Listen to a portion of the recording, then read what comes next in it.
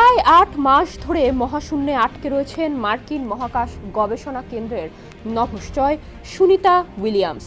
বহু রুদ্ধশ্বাস পরিস্থিতির মধ্য দিয়ে তিনি সেখানে দিন কাটিয়ে চলেছেন।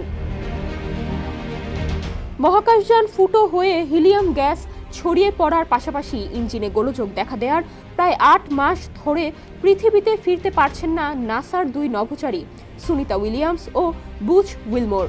দীর্ঘদিন মহাকাশে থাকার কারণে বিভিন্ন ধরনের শারীরিক ও মানসিক সমস্যা হচ্ছে বলে জানিয়েছেন সুনিতা উইলিয়ামস।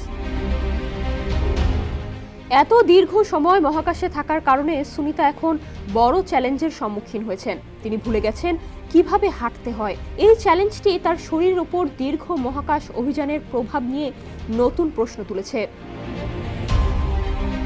শিক্ষার্থীদের সঙ্গে এক আলাপ আলোচনার সময় সুনিতা স্বীকার করেছিলেন শূন্যে ভেসে থাকার ৮ মাসের অভিজ্ঞতার পর হাঁটতে পারার